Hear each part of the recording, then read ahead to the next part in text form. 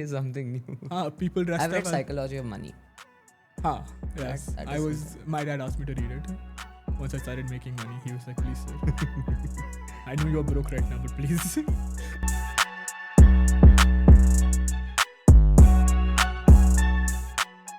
Hi everyone, I'm Vivan Vashni, your host for today, and welcome to my channel. I'm really excited to shoot the very first episode of my series, Venture with Vivan, where I sit with young achievers in finance, entrepreneurship, tech, and AI and talk to them about their journey, turning their journey into an actionable lesson for you guys. Today I have with us Mr. Aditya Singh, who has worked with Lighthouse HQ from the very beginning. He has done his bachelor's in economics from the University of British Columbia, and most importantly, he is an ex-Singapore international student, my current school. How are you? I am good. How are you? I am great. So thank you for being my very first guest, No problem, the very no first problem. episode. So let's start from the beginning. In 2025, the India trade has grown up to 120 to 130 billion dollars. And based on this and given this as a backdrop, what was your thought process and how did you take the macro and sectorial trends into your consideration when you joined a startup right after undergrad, like not taking a traditional consultancy job? So there was a couple of different reasons. Firstly, the company I joined straight up undergrad was Brex. So it wasn't like I was jumping into like a two-person startup. It was more like I was jumping into a company which had some significant track record. When I joined Brex, it was already valued at about 8 billion. So it was that. And secondly, the industry itself was interesting. Brex is like a massive fintech. And I'd always been interested in the finance industry. Like a lot of my work as a university student or also like a high school student was in the finance industry recipe. So for me, it felt sort of natural. Consulting work to me seems slightly boring, in the sense that all you're doing is basically making pitch decks. You have a lot of client-facing stuff which you have to do. Yes. I didn't feel like real meaningful work. Whereas Brex had like the entire interview process of it, the entire like company culture of it seemed more aligned to me. So it was less about like the macro perspective, like overall, but it was more like, okay, cool, finance is an industry that's moving. Tech is an industry I want to break into. I knew even back then when I joined in 2022 January, and I accept my offer in November 2021, that it's an industry that's going to be growing. It's already growing. So I decided then, okay, this is like a stepping stone for me. I should probably do it at like a slightly larger company. So Brex was my choice. Okay. And what was the thought process behind leaving Brex and joining Lighthouse HQ? It was a couple of different things. So the reason I joined Lighthouse was twofold. One was at Brex, I sort of felt that because it's like way bigger, it's like 1,000-person company. So the impact of your work isn't clearly seen. Like, yes, you can obviously see the impact of your work because it's still not like a massive consulting company or like a massive investment bank, right? But the thing is, it's not as significant as when you're working like a 5-person team. Yes. So that was one reason.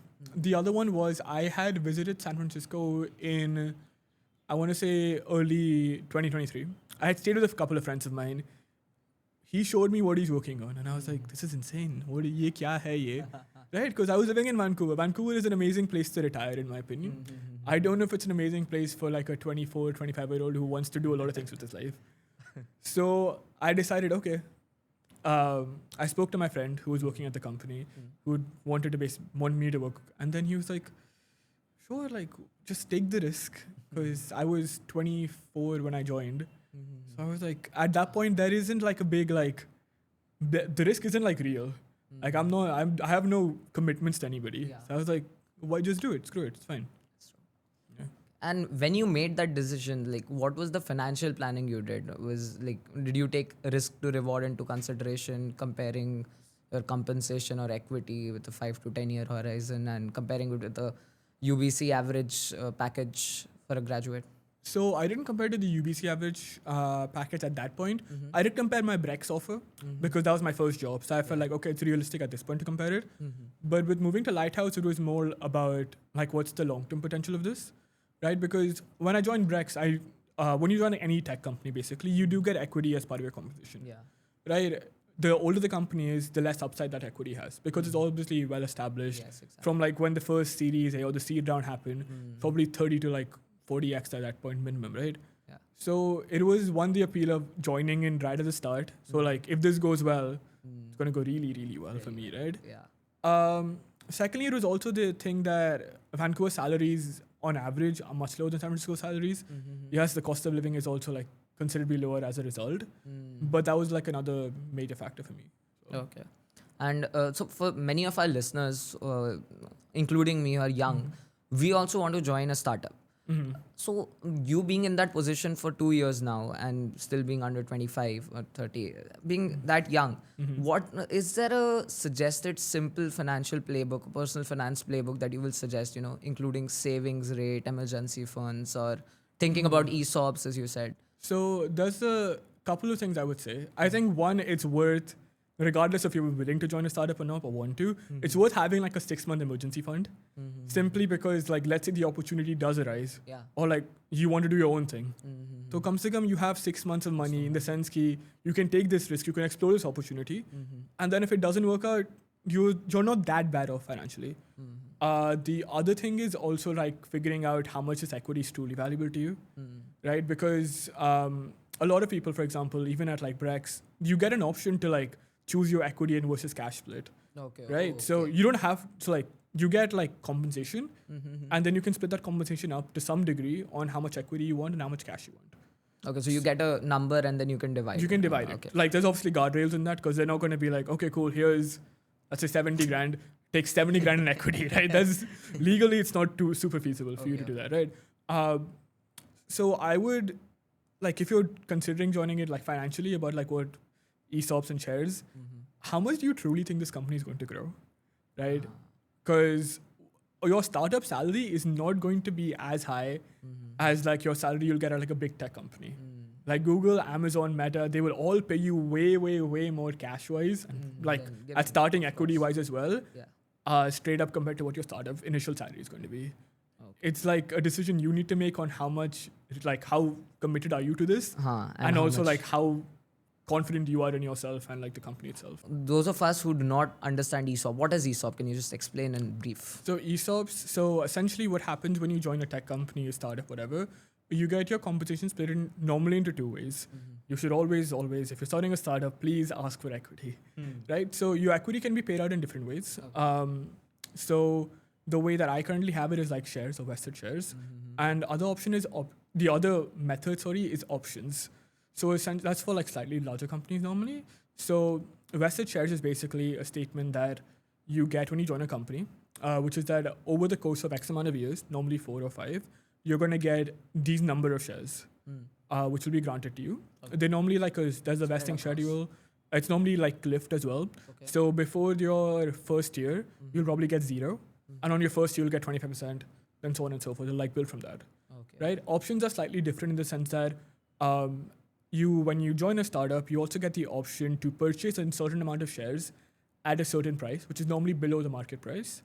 And that option obviously has like a time period as well where it's valid from. And normally the point of that is that, okay, cool, you're going to be joining at this point. The share price is far lower than market value. And you get that option to purchase this and basically make that difference. So let's say you're joining and you get options, you get the choice, to buy 100,000 shares at $10 pop. And you know that like the Series B or the Series D, whenever the next raise is going to happen, it's going to be at 30, 40, 50, $100, right? So getting that option to buy, getting the choice to buy those shares at that point basically gives you that like comfort essentially of like, I can make this much. Yeah. And another thing that should be a part of the finance playbook is how are you aiming to allocate what you're earning in terms of financial assets? Where is the investment coming into the play? So I do this slightly differently compared to some of my friends. I simply, out of like some sense of risk and paranoia, I guess, as well in the markets, is I choose to always, until I have like a few months of savings, I choose to not invest. Personal decision. It's probably not the best one. I am slightly risk averse in that sense. But ideally, like you should still be, regardless of your salary, like if you're able to like meet rent, meet groceries, meet like basic expenses, after some point, your money should get split into savings and investments. I was reading about this like few years ago when I basically got my first salary, like what should I do with this? First time in my life, I'm getting money from someone who isn't my parents, right? So it was, okay, what should I do with this? And I kind of learned relatively quickly once I had like my savings in place that like kind of like split them into like what you feel comfortable. Some people feel like incredibly confident about their ability to pick stocks. I am not one of those people. I have learned the hard way that I am not one of those people. So I just choose to like put majority of my money in index funds, and then like maybe in like some stocks which I feel incredibly confident about. Sure, but like I probably allocate maybe like 30% of my income to that though, because like simply because I live in a expensive city, maybe around 45% or like maybe upwards of that just goes to like living expenses like rent, groceries. Having a girlfriend is expensive. So as a result, you have to like allocate for certain things. Okay. So yeah. Yeah, okay. So another thing that you just said was that you learned it the hard way. Yes. Are you okay to share it with us? Yeah, of course. So when was this? I can give you a more recent story, which was Figma recently IPO'd late last year. I think it was around November. I'm not sure the exact date. So I knew it was going to IPO because it was all in the news, right? Okay. Right. It's hard to miss a big IPO like that. So I was like, screw it, I'm going to buy. So for those of y'all who don't know this, Figma's stock graph basically started at 30, and then it basically sort of crashed because of the amount of people who were buying it. Then it skyrocketed to like 130. Okay. So I did not buy it at 30, did not buy it at 130 either. But essentially I lost, oh God, I think I made like a 40% loss on that. Oof. Okay. Because what happened is it went up and then it went right back down. And then I think I ended the day at like 36, 37. So yes. So that's when I was like, I'm going to go to like the S&P Index 500, funds, Vanguard, all of that. I'm going to do that instead. Makes sense. Yeah. Okay, so now that you're working in a startup, and in the past 3 years, the startup boom has taken every country. It's global at this point. US has touched 800 unicorns, India has touched 120 unicorns, and 11 entrants were new in 2025 itself. So what I want to understand is, you can take the example of Bay Area or San Francisco in that case, and explain me what's the exact process of turning an idea into a business that earns its first dollar. A 0 to 1 journey. मतलब मेरे को 0 to hero नहीं जानना है. जो first part है ना. Acha, so the first part is basically, you can think about it in two different. One is like market validation and one is product market fit, right?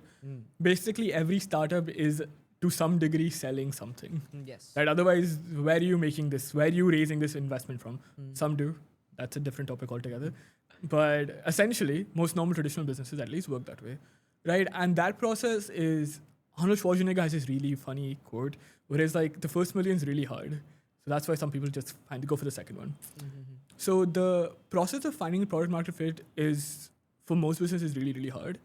Like you can think about like a lot of the different businesses which are big right now. For example, Slack, right? Slack was like a gaming channel, right? It was not gaming channel, it was a gaming company. Yeah. But like the internal users use their internal platform to like communicate. Yes. So they decided eventually to shut that down and like launch it as like an actual internal messaging platform, right? Stories don't have to be that dramatic, but they do sometimes require like you to pivot significantly. So a lot of common pitfalls are like you see happening is that people aren't willing to like listen to their users, right? So this is sort of common when there is like a level of arrogance, right? Because if you are starting a company, you are either, if you're not intelligent, you're clearly driven to some degree, right? Yes. So there is a thing of like, oh no, like this user's wrong. I don't need to like take this feedback into account, right? There is some degree of that. It's rare, like it does happen. Most often it is just like also a thing of time. My founder said this quote to me, and it is, startups die by two ways, which is either homicide or suicide. Okay. So homicide is they ran out of money. Yeah. Right, which is like, okay, cool, you raised funding, nahi hua funded, you didn't get enough revenue. Exactly. Second one is suicide is like you had internal disarray, Yeah. like you all were beefing, Yeah. and then it just split. You collapsed. You imploded basically, right? You went as like a supernova or you imploded. One of the two. So like that journey to like going from having no revenue to like what do you consider as like, what do you consider 0 to 1? What is your 1? Is it One like is earning the first revenue. मतलब पहला like at profit or at, because you can no. Keeping the profit or loss aside, just earning the first revenue. So the earning the first revenue is not that hard because you can always couch it as something, right? Because you can always be like, okay, cool, I am going to pay you $5 to like do market research, and then like you can always like, and then somewhere you can fleece somebody that way. Earning like your first recurring customer is often really, really hard because that is when you can like truly say, I have like something that works. Yeah. Right? Because at the end, like that is how there's like this really like there's like a joke in Silicon Valley basically, where like all roads lead to B2B SaaS. Like all roads lead to like software as a service. And that is because like at the end of the day, that is like your safest revenue situation, right? Yes. Like you have a customer, you have a contract tied in for 3 years, getting paid X amount of money. You can like safely rest on your roller ski. I'm at least going to make this much, right? And that journey is really hard. I can't tell you like the entire ins and out of it because for Lighthouse, we're in a market where there is a lot of demand. Like we're not making our own demand. Like Currently, people though, a want lot. visas, Yeah. right? I am not out there selling like crazy, right? Because people do need visas. There is like people need visas. People need them fast. Yes. Law firms suck. Yes. So like as a result, there is like a way for me to fill in. Doing that sustainably is hard because it's a lot of work. Working with a startup involves you collaborating with a lot of different people. And I feel like I'm rambling right now, but essentially the product market fit is kind of made when you get your first recurring customer. TLDR. Since you talked about product market fit, and a lot of founders end up making this mistake of not tying it with actual numbers. According to you, what is PMF in hard data? Is it retention? Is it unit economics turning positive? I don't know if it's unit economics turning positive because that, like, yes, it is. Of course, at the end of the day, everyone wants to make profit, right? But like for some businesses, that's only going to happen at scale, like Zomato and Uber, for example, right? I feel like it's mostly when either you have like a really good reputation in the market. For example, right? Let's take Lighthouse with like visas, for example. It took us a very long time to have our first recurring customer. That's because most people don't need multiple visas, right? Like, but what happens is once you have like someone do a really good job for somebody, that like network effect grows of like they tell their friend who needs a visa, so on and so forth. So there's some degree of that. The biggest one is just like recurring stuff, like getting someone signed up to a contract. It's also like there's this really weird thing of like how many logos you have. As well, like if you have like a big logo, oh my god, you have product market fit. Which is like sad, but like to some degree true. Like if you have like a massive logo, yeah, you probably have done something really amazing to validate it, right? Okay. So one more thing that I want to know is that what are specific economic assumptions that you took into your initial model? Was it customer acquisition cost, be it unit economics, or probably profit margin, break-even point? And what turned out to be the most strong out of them when you hit the market actually? So this is like a market to market thing. For us, it was actually the one metric that we focused on and we still focus on is how long does it take for you to get your visa, right? Because of course, approval rates they have to be above like they have to be above industry standard, right? But like the differentiating factor between like traditional law firm and like a tech company which does this kind of thing is how fast they're doing it, right? Because like at the end of the day, like law firms will also give you like a really good product at the end of the day. It's how fast did they do it and how do they make you feel doing it. Because have you ever interacted with a lawyer, for example? No. Okay. So they take a lot of time to reply to your emails. They do not work like a normal, like unless it's like your personal lawyer. They take a lot of time to reply to your emails. And like customer service is not really a thing. Like there's no CX department, for example, right?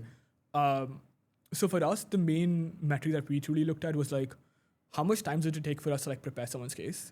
It was an insane time when we started. We got it down significantly. That's like a big win for us.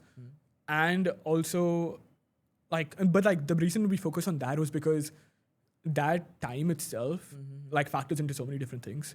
Because for example, if I am spending this much time on this, that means engineering is probably spending this much time on this. From that, you can kind of like extrapolate out and be like, okay, cool. This is my metric. From this, I can figure out my cost of producing this. Because you already know what your revenue is going to be from it. Because you set the price, right? So your thing is now to figure out, okay, how do I get my costs down? And the easiest way to do that is to like produce something really, really fast and really, really well. So that's why we focus on that metric. Okay, and since you talked about law firms, so traditionally visa applications was also considered under law services. But what Lighthouse is doing is it's turning it into a tech product and helping founders, engineers, and fast growing teams to get visa earlier. Yes. So, first, two parts of the question. Firstly, what are the economic levers that are actually supporting your company in terms of Lighthouse? And how are those economic levers different and like separate from traditional law firms or consultancy groups? So, firstly, Lighthouse is not a law firm. We're a document preparation company, disclaimer. So, essentially, law firms are very archaic. They are very hesitant to change in the sense that, like, the AI boom that happened in the last few years, like, law firms are now starting to use, like, ChatGPT and stuff like that. And, like, they have their own reasons for doing this. There is, like, some degree of, like, privacy laws and stuff like that. They aren't willing to invest in engineering. Right, because like what we found is that like if you have really good engineers, they can solve a lot of your problems as long as you like are able to explain to them like why this is a pain point. So it's that consulting is like not really an industry that Lighthouse interacts with in the sense of like as like competition. There do exist some form of like consulting companies which like help you prepare for your visa interviews, but like that's not really something we interact with. They do probably have some degree of tech. I can't speak to that. But like competing with law firms, it is predominantly just that, hey, we are going to have bad customer service. We're not going to have engineers or like we're going to have minimal engineers. Yeah. Right. And we're not going to use them in the way that like a tech company uses them. Because at the end, a law firm is a services company. Right. Their model of scaling is not necessarily improving their tech or like investing in more engineers. It is we're going to hire more lawyers and paralegals. Which are like, okay, cool. Some degree you have to do that, right? Like, if there was like 10,000 people's applications I need to do tomorrow, I don't care how much tech I have. I feasibly will have to hire like people who know how to do this, right? Of course. But like that is their primary method of thinking. Whereas for like for Lighthouse or like primarily any tech company that works in this industry, it isn't that. The method for like scaling and improving is that okay, cool. Yes, we need to hire more lawyers and paralegals. Of course, we need to hire like an ops person. We need to do the traditional hirings that you can imagine, but we also need to figure out okay, cool. There's so much new stuff that's happening in the AI industry. How do we apply that? So like probably like that's been like the biggest lever for us at least. And since you talked about how law firms are not using AI, and we also talked about this earlier in our conversation outside of the podcast room, that you have turned 70% of your work, manual work, in Lighthouse. In Bay Area, in 2025, early 2025, there were almost 8,000 net tech jobs that were lost in like the first 2 months. So, and the whole point is that AI is replacing these things, these jobs. So my question is that hands-on, what exactly, how do you exactly use AI in Lighthouse, and how is it helping you out? And is it like really cutting out jobs, and is it that bad of a picture as the news is trying to show? I mean, you can look at the picture in two ways, right? You can be like, oh my God, it's cutting so many jobs. You can also be like, oh my God, it's saving so much time. Yeah. Like that's the other side of it. I mean, yeah, like if you look at the tech industry, like maybe like 2 years ago, you had like software engineers coming out of university commanding like 200K salaries. Now those same people can't get a job. Yeah. Right. And that is because to like some degree, like junior software engineers, like they have like a much harder time finding a job. That is true.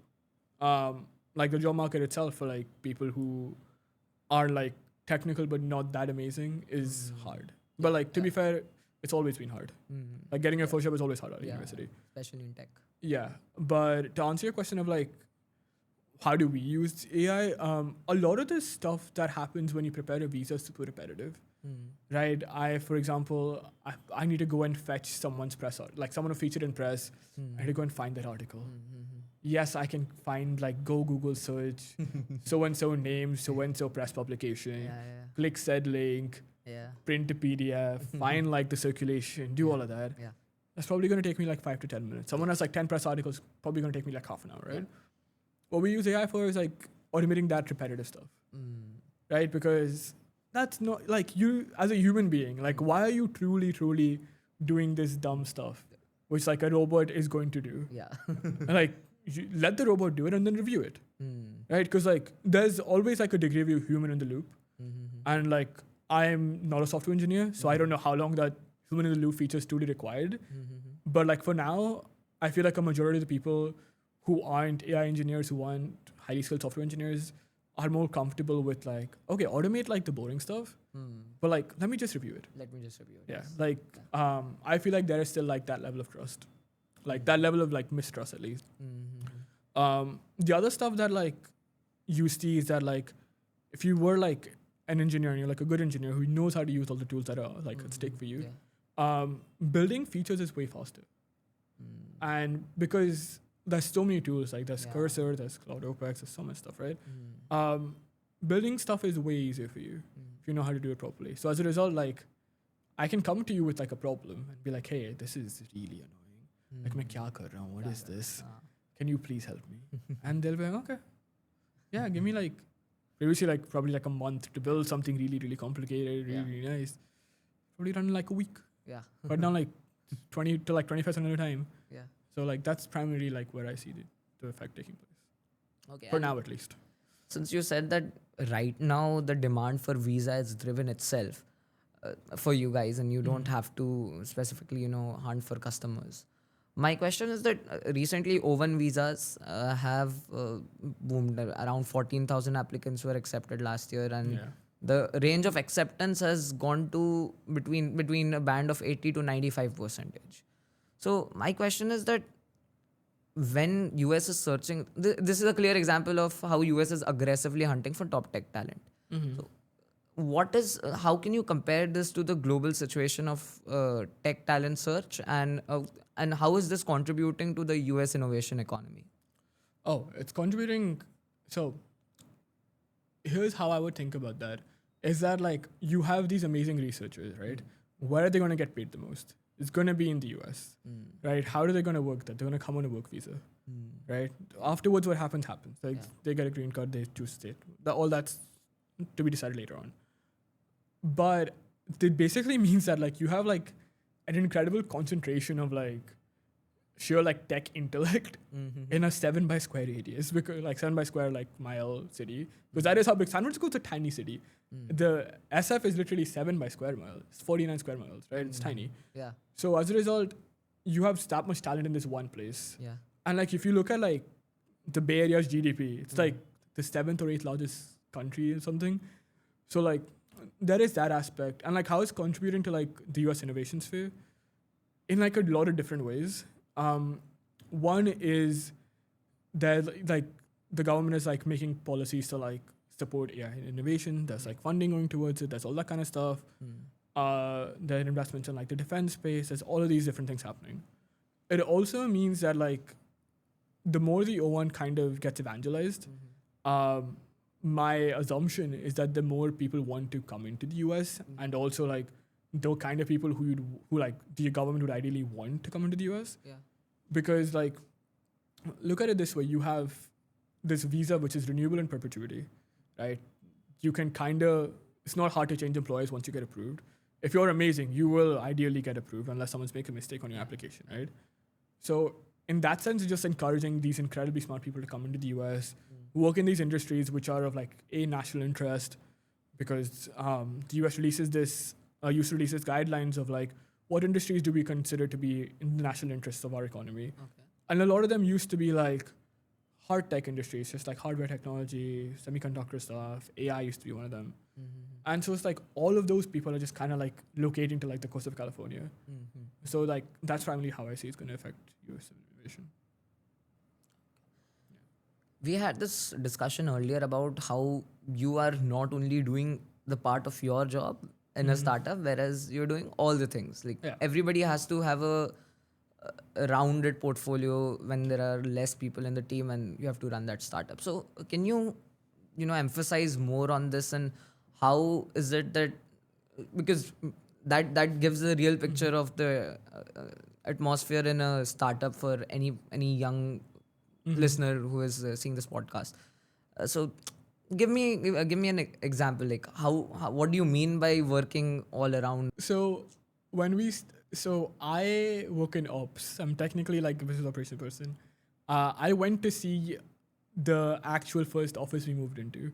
That is not my job theoretically. If you look at like a job requirements for like a business ops person, it is not, hey, please like check out the new offices that you can move into, right? It is that. It is not, okay, cool.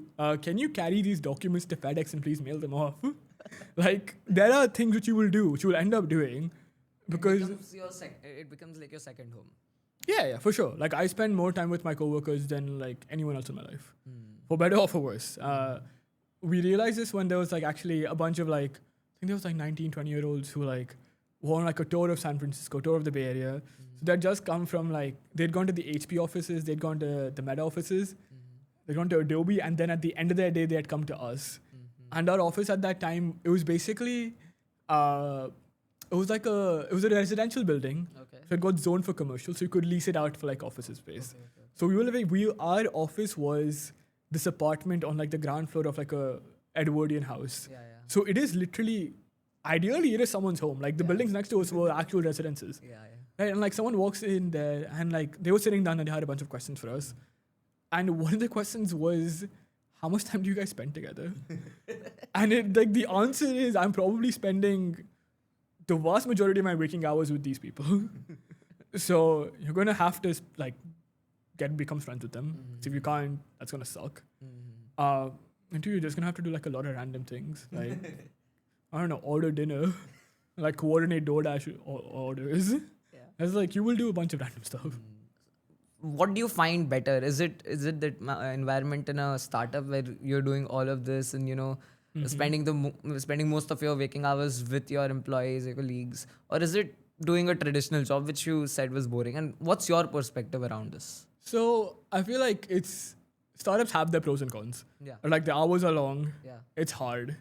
Like yes, it's a lot of fun, but like it's hard. It's like there's a reason that startups aren't for everybody. There's a reason that burnout exists. Yeah. Right? So on the other side, it is fun. It's engaging. You're probably doing something that you truly care about. Otherwise, like there is no reason. If you're good enough to like confidently like be working in a startup, you could probably make more money like a larger tech company doing something which is way more relaxed. Right? So there is that. But like working at a bigger company has like its benefits, right? Because like if you are working like I used to basically work like an 8 to 5 at this when I was at Brex, 8 to 5:30 probably. You could have like a life. Yeah. Sons are like, okay, cool. I would play football twice a week. Like Wednesdays at like 7. I knew latest at 7 I'm going to be off work. Like unless that's like something truly which has gone wrong. I'm going to be off work by like latest 7, right? Yeah. I can go play football. Yeah, yes. It's all fine. I know for a fact that I can plan certain things and I'm going to be able to get to them. Right? Is it worth the sacrifice, joining a startup? For me it was. I don't know if everyone can say that. Like I say this right now because like we're doing pretty well. Yeah. Like would I have the same answer if we were doing really badly? Probably not. Like if I was now currently broke, I had no money, I was just like, oh God, what am I doing with my life? I'd probably have like a different answer.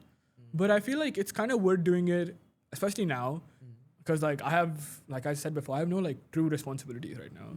Right? I kind of just needed like make sure I have enough on my bank account to like pay for rent, pay for food, maybe go out. Like that's kind of all I truly need to do financially, and like in that sense, it's kind of worth for me to take the risk. If I was like 35 and had like a wife and kids, I don't know if I'd be like equally willing to like take this risk. I think what I take away from this is that when you are young, that's the best time to join a startup. Yeah, I think so at least. Yeah. Okay, so this may be a controversial question, but I want to understand, what do you think amongst the famous startup themes, which of these themes are really overfunded right now in terms of Bay Area also can be answered? And like, when you see them financially, the unit economics and profit margins, they're not working out. They're making revenue, but at the cost of having heavy losses, burning out investors' money. What do you think is a very overfunded startup theme? I think it's a very overfunded. Because Gen Z or Gen Alpha founders, they need to know the red flags, right? Tomorrow, if we join a startup and, like you said, if I am broke and the answer will be different, right? So, I mean, I feel like kahan nahi jana hai? Kahan nahi jana hai. I feel like a couple of years ago, I think if you literally had like AI anywhere in your pitch deck, Yeah. you're gonna get thrown money. So I think like a couple of years ago it would have been that. And I feel like a couple of years before that, like in like COVID, it was crypto, Yeah. right? Any DeFi company was like raking in. Yeah, right. So I feel like it changes time. I'm not sure what it is right now. Maybe, actually, no, I was going to say computing, but like computing has a very good reason to be funded. Yeah. So probably not computing, but I don't know. Right now, I have no idea. Can tell you like a couple of years ago, probably, yeah, a few years before that, crypto. If a 19-year-old wants to be startup ready by 25, Oh, God, okay. based on your experience, what are the skills that or experiences that a person should have, that a 19-year-old student should have? For example, internships, some programs, or actually just spending some time working in a startup at 23 or 22. What's the exact, like, maybe 2-3 skills that is really required? I don't feel like there's like skills truly. I feel like there's traits which make more sense. Cause like, I don't know, like I look at like our team and it's too diverse to have like one skill which is like dominant. But like there are traits which are dominant. One is you do need to be competitive. So if like there is like something you've done previously which has had required you to like truly want to win, either that or like hate to lose. Right? There's like only two sides of the coin. So like there is that. Yeah. So if like you've done like some degree of sports, you've been in like something which requires or encourages competition, but like that's definitely something. The other one is just like you have to be willing to grind. So if you've done something which does require you to like put in a bunch of effort, put in a bunch of time, and you don't see immediate results, like you don't see immediate results in a startup. You'll see them, might take some time. So anything which like requires you to like do those two things, in my opinion, you should be fine. Yeah. Because like those are the two things which I feel are like really, really important for like a startup person. Like depending on like the season. Like I'm talking about like joining at like the ground floor of like a company. Yeah. Like, That less is than exactly less than like 20 people is like my opinion, right? I feel like at that point, if you're like you're really, really willing to grind, really competitive. Oh, and you don't have like a massive ego. Because you are going to learn a bunch. Some of the mistakes you're going to make, some of the things which you learn from are going to be your mistakes. If you're unwilling to learn from them, you're not going to last very long, unfortunately, right? So definitely having like a no ego or as small of an ego as possible. Like you can have like an ego in the sense like, damn, like this person's doing better than me. I should like be like do better in that sense. But you shouldn't have like a massive ego in the sense of like, oh no, like I didn't do anything wrong. When you clearly have done something wrong. Exactly. So like anything which encourages those activities, like a lot of the people I work with have hobbies which are quite intense or quite insane. Like a lot of the people I know who I work with or like are in the industry are like massive runners because it is something where like you are just like if you're running like 20K a day, there is no like true short-term reward to it, right? It's just like a grind. Yeah. Right? After a point, you enjoy it and stuff like that. Okay. Or like they were competitive on like something or the other, like a different sport or like a different thing altogether. One of my coworkers is really good at Taekwondo. She was almost on the national team for it once. So having like a side hobby, which is like you really excel at, is I think sort of like a good determinant. What's yours? Oh, dude, I have no idea. You still play lawn tennis? I still play tennis. I was pretty good at tennis. I was pretty good at table tennis. I don't know. I got into scuba diving. So like something which like can take a bunch of your time. Yeah. Like yeah. In 2025, India sent over 4.2 lakh students, which is technically a quarter of the international students US accepts for education. But because of the recent, this is the 2024 numbers, but in 2025, F1 visa and Harvard for a few months completely stopped international students. Yeah. So what do you think is it the right choice right now based on your line of work? What would you tell the students? Are they fearing a lot? Like even I want to go to US, but am I fearing a lot about the F1 visa? Should I even take this into consideration or just focus on grades and extracurriculars or etc.? I mean, no, it's a fair thing to focus on. Right? I focused on this when I was like planning to like study abroad. So it's definitely something which you should focus on. What I do know is that yes, there are plans to also cut down OPT. So when you graduate from an F1 visa, you have a few years of like work experience, which you like that Yeah. you get, Mm. which is called OPT and CPT. So Okay. if you're like doing a STEM degree, that can last 3 years. Mm-hmm. There are, from what I've heard and what I've read, there are maybe plans to cut that down, which would be really hard for international students. Mm-hmm. On the other hand, there is like also like opposition against it significantly. Mm-hmm. So it's a lot of uncertainty. Like fear is valid in my opinion. Yeah. So take all of that into account. Okay. But like also know that like the president can only be a president till 2029. Yeah. The majority of y'all are going to be graduated after Yeah. that. So if laws can change this quickly, they can also be rechanged as well. Mm. So There without- can be expectations in 2026, 27 that Yeah. maybe something turns out. like it could get way, way worse. I have no idea. I don't know how government works, like what truly factors they choose to, like what they choose to do. But it can get better, it can get worse. Fears are justified, but like it's sort of out of your hands as like a student. So yeah, like if you have like a competing offer from like a different university, and if your only like concern is I'm going to get the same job at university, everything else is going to be the same, my only concern is my visa, then like I don't know, maybe go to like the other place. But all of your choices, if you're like just in university right now, by the time you have to start making those choices, there's going to be a new government. Yeah. So And for undergrad, assuming I want to go for undergrad, is it justified that fear causes me to just completely change my decision to go to US? And because nowadays people are shifting to Europe and Singapore as an alternative for Indian students because it's nearby, and a lot of Indians stay in Singapore too. yeah. So is the fear justified to completely change the decision? Is it that bad? I mean, fear is like person to person, right? But the thing is, you have to look at like the economy of the places, right? The US is, if you're going to work in tech, for example, the US is still the place to go. Probably will continue to be the place to go. Finance? If you're, I don't know, like New York's still massive, like Wall Street is right there, Yeah. right? All the fintechs, Yeah. aside from like Revolut, Yeah. have been from the US. The US. So it's like depends on you, what you truly want to do. Like if you want to do, I don't know, if you want to like work for the UN, maybe you don't need to go to the US. If you want to like work in tech, if you want to like do certain things which the US is known for, then it's probably worth taking that risk. Yeah. That's it. Thank you for Great. coming today, and it was an amazing chat. I wish you guys also had fun listening to it and took a lot of learnings from this podcast. And stay tuned for more podcasts. Thanks. Please like and subscribe. Thank you. Great.